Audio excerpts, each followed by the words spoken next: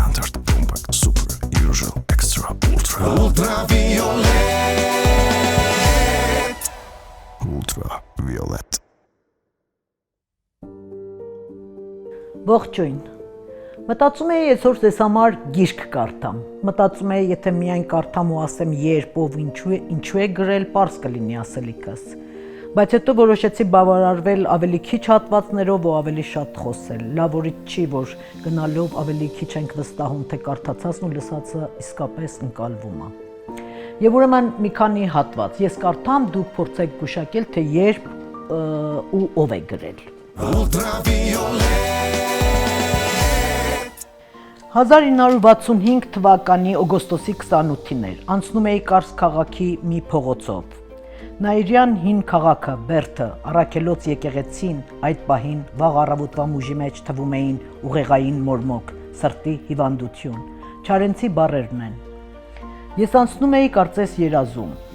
բայց այդ պահին էլ Կարսի թանձրոթում հոգնած հին քարերի վրա կարսաչայի լռության մեջ փոշուսյան նման կանգնած էր նույն հարցը. Ինչ է Նաիրին։ Երբ բացվեց այդ ողբերգության առաջին արարի վարակույրը, երևի այն դարում, երբ մենք առաջին անգամ կորցրինք մեր պետականությունը եւ ապավինելը սկսեցինք նահատակի լուսապսակին, խելահեղ հերոսությանը, բանավոր հայրենասիրությանը, ցնորքներին, որ մարմին չունեն, երբ սկսեցինք ապրել ոչ թե մեր ոտքի տակի հողով, այլ կորցրածով, եւ դրա համար էլ սկսեցինք կորցնել ավելի շատ։ Երևի այդ ժամանակներում էլ ծնվեց երկիր Նաիրի տեսիլքը, որովհետև Նաիրին այն է, ինչ անիրական է, չշոշափվող։ Նաիրին չի կարող երկրային լինել, բաղկացած կենդանի տներից, վարած սևահողից, հղի կանանցից, ծխացող երթիկներից, հոսող առուներից։ Նաիրին ավերակ է, հույս, Նաիրին նարդուխաղ է, բաժակաճառ, մտքի մարզանք, խոսք ու զրույցի անվերջանալի նյութ։ Երբ անցանք Կարսը, ախորյան մտանք, սիրտս զարմանալիորեն թրթռաց, մտածեցի, որ հետևում մնացածը գուցե ուղեղային մորմոք է իսկապես, սրտի հիվանդություն։ Ես այս կենդանի թրթռացող Նաիրին եմ համարում իմ առաջին գործը, առաջին սրբությունը եւ հենարանը։ Այս Նաիրին ինձ են այն ոչ թե հին քարտեզներից, ավերակներից ու հիշողության ծալքերից, այլ շեն տների երթիկներից, երկնքին ուղված աստղադիտակների ապակե աչքերից, շտապող ու չշտապող մարդկանց կոշիկներից, հայ մարշալների ու միլիցիոներների ուսադիրներից, խոտերից, քարերից, ամեն ինչից, որ կա այս 30,000 քառակուսի կիլոմետր հողի վրա։ Երկրորդ բաժակը ես խմում եմ մի անգամից, մի թափով, խմում եմ այս 30,000 քառակուսի կիլոմետրի կենացը, որ կենդանի ապրող իրական Նաիրին է, հասկանալի ինչպես սիրածդ աղջկա մարմինը։ Ուրիշ հատված, այստեղ Սփյուռքյան հանդիպումներում է եւ դիմում է Սփյուռքին։ Նրանք Հայաստան են փորձում հորինել։ Նրանցից մեկն օրինակ ինձ ցույց տվեց իր Հայաստանը, փոքր մի սենյակ էր, պատին Արարատ։ Ես հավատում եմ կգա օրը եւ այս մարդիկ Հայաստան գնալու համար կբարձրացնեն վարակույրները, որովհետեւ նրանց պատուհանները կբացվեն Արագածի վրա։ Արարատ պապս հանգստացնում է ինձ։ Ետ նայիր, որդիս, ավելի քիչ ինձ նայեք, ավելի շատ Արագածին։ Արագածի մասին իդեպ մի ուրիշ կտոր կար, որտեղ ասում էր խեղճ Արագածի միայն Ավետիք Իսահակյանն է բանաստեղծություն գրել։ Դարձյալ Սփյուռքյան, Ֆրեզնոյում ես այցելեցի հայ ակումբ։ Նարդու սուրճի սեղանների շուրջ զառամյալ ծերեր էին, բեմի աջ կողմում ծեր մի դրոշ, պատին ծերացած մի քարտեզ։ Իսկ ինչու չկախել Տիգրան Մեծի կամ Արշակ II-ի դրոշները, մանավանդ դրանք ավելի գեղեցիկ են ու տպավորիչ, քան պատից կախված եռագույնը, որի տեղը վաղուց պատմության թանգարանն է։ Ինչու պատին չփակցնել Տիգրան Մեծի ժամանակվա քարտեզները եւ նայելով դրանց հառաչել սուրճ եւ գարեջուր խմելու արանքում։ Մարդիկ ապրել եւ բազմանալ կարող են ոչ քարտեզների վրա, որքան էլ ընդարձակ լինեն այդ քարտեզները, այլ իրական դաշտերում, իրական լեռների լանջերին, իրական քաղաքներում եւ իրապես հոսող գետերի ափին։ Օ, այդ ձրի հայրենասերները, նրանց համար հայրենիքը Արարատների գունավոր լուսանկար է փակցրած հյուրասենյակի պատին, հայկական ճաշարան է շիշ քյաբաբով, կծուտ թումռու ուտելիքներով։ Դուք փորձեք գուշակել։ Պիտի կարողանանք մոռանալ անցյալը, որ ապրենք ինչպես ուրիշները։ այսքան էլ գերեզմանասեր ժողովուրդ, հուշերի գերության մեջ կապկպված ազգ ենք, թոշակառու ազգ կլինի,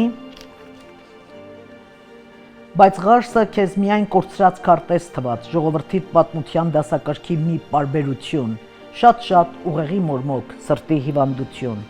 Հետո անպայման կճարվեն այսպես ասած իջեցրած գնով հայրենասերներ, որ 100 տեղ կծամծմեն կճչան քո այդ բառերը։ Իսկ դու տարալուծել ես եղեռնի առեղծվածը։ Ինչու այդպես եղավ։ Կարող էր ուրիշ կերպ լինել։ Սիրում ենք ինքներս մեզ, ատում ենք մեր թշնամիներին։ Իմանալով ենք սիրում, իմանալով ենք ատում։ Հայությունը թված խաղ, զբաղմունք, հոբի, տիկնիկային թատրոն, պարապություն կոչվող անհամ, ուտելիքը կծութ ու վիտամիններով համեմելու միջոց։ Հայրենասիրությունը թված սպորտային մրցում։ Ով է ավելի հայրենասեր։ Հայաստան բառը երբեմն ապրանք էր, աճուրդի հանած կահույք։ Որն է իրական Հայաստանը, չգիտեր։ Կարծում եմ զուգորդումներն ակնհայտ են։ Նման հատվածներ շատ կան այս գրքերում ու որ ավելի կարևոր է այս գաղափարախոսական ոգին ներծծված է ոչ միայն տեքստի մեջ, այլև ենթատեքստի։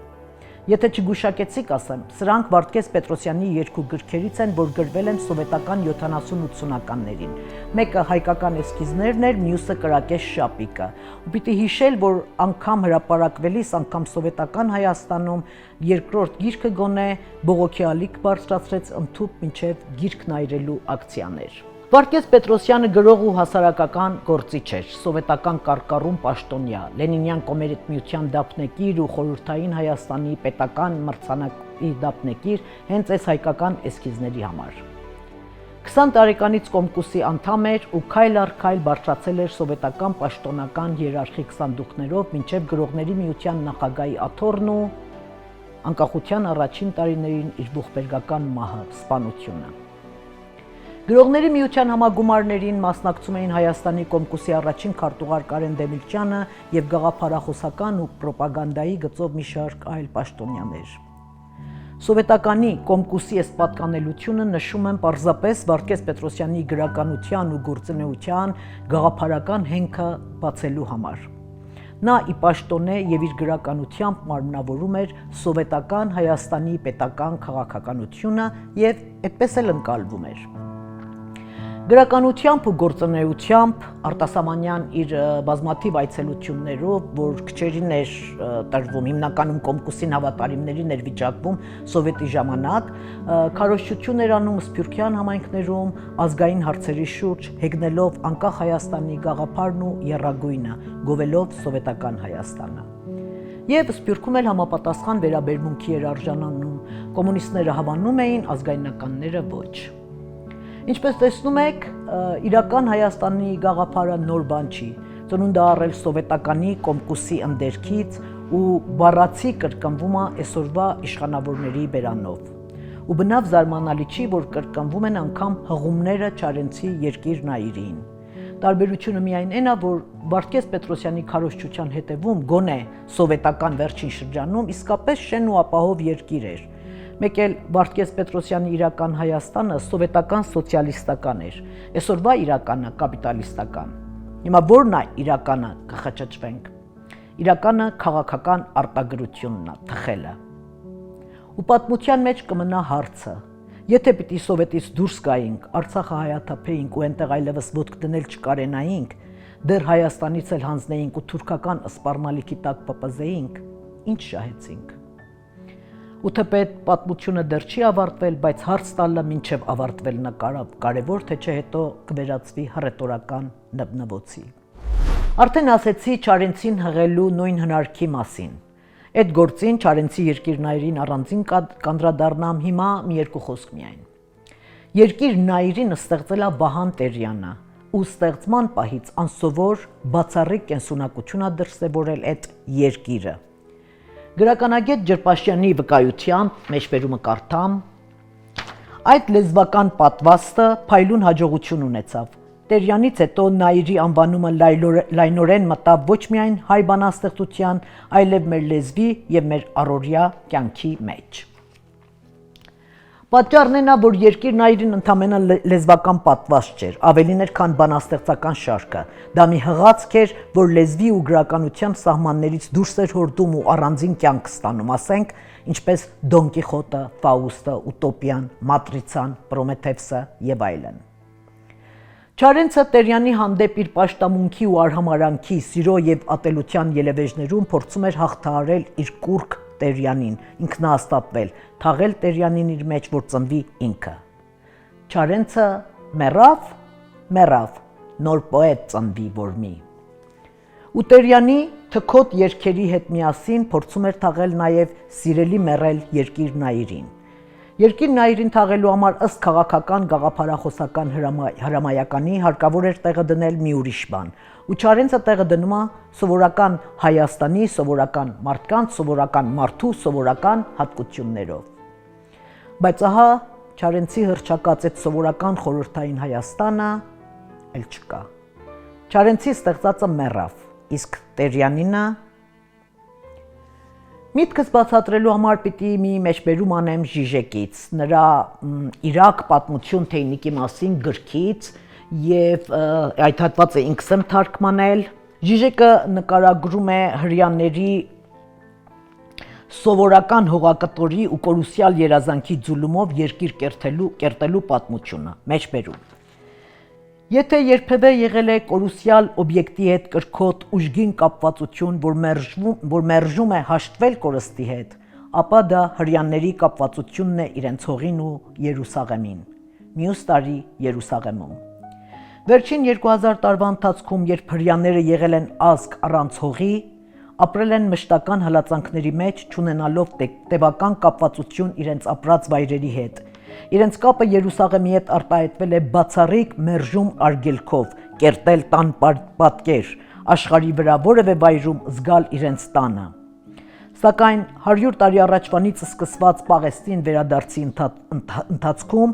մետաֆիզիկական ուրիշ վայրն սկսեց նույնացվել աշխարհի որոշակի վայրի հետ։ Երբ հրեաները զրկվեցին իրենց հողից ու վերաճեցրին դա որպես առասպելական կորուսյալ օբյեկտ, Երուսաղեմն սկսեց նշանակել շատ ավելին, քան ուղակի հողակտոր, այն դարձավ փրկչի գալստյան փոխաբերությունը, մետաֆիզիկական տուն, դեգերումների ավարտ։ Մեխանիզմը լավ հայտնի է, օբյեկտի կորստից հետո նրանից ցնցվում է նշանակալիորեն շատ ավելին այն ամենը, ինչը չկա մեր երկրային կյանքում։ Հրեական ավանդույթից հայտնի Լիլիթն այն կինն է, որի հետ տղամարդն զբաղվում է սիրով, երբ գիշերն իր մահճակալին մենակ պառկած է։ Նա մարմնավորում է այն, ինչը լականն անվանում է le femme, կին մեծատառով։ Տղամարդու սեքսուալ ֆանտազիաների երևակայական լրացումը, կնոջ պատրանքային ուրվական։ Երբ տղամարդը սեքսով է զբաղվում իրական կնոջ հետ, նրան օգտագործում է իբրև հենք, որ պահում է նրա երևակայածը անգո կնոջ մասին։ Ահա թե ինչու Եվային իրականին կարելի է սպանել ու թաղել, իսկ երևակայության մեջ ապրող ֆանտազմը ոչ։ Քանի դեռ կա մարդը, անգամ ամենասովորական մարդը։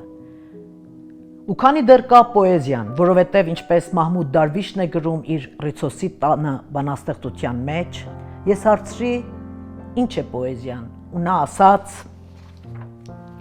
դա այն խորհրդավոր իրադարձությունն է, այն անբացատրելի իղձը, որ իրը դարձնում է տեսիլ եւ ուրվական, իսկ տեսիլ ուրվականը դարձնում է իրական։ Իդեպ Մահմուդ Դարվիշը այն պոետն էր, որ եւ իրենց երկիր Նայիրին էր ստեղծել Պաղեստինն իբրև կորուսյալ դրախտ եւ գրել Պաղեստինի անկախության հռչակագիրը։ Առավոտյան գնում ես աշխատանքի, երեկոյան վերադառնում ես տուն, քնում ես, եւ առավոտյան նորից գնում ես աշխատանքի, երեկոյան վերադառնում ես տուն, քնում ես, եւ նորից առավոտյան գնում ես աշխատանքի,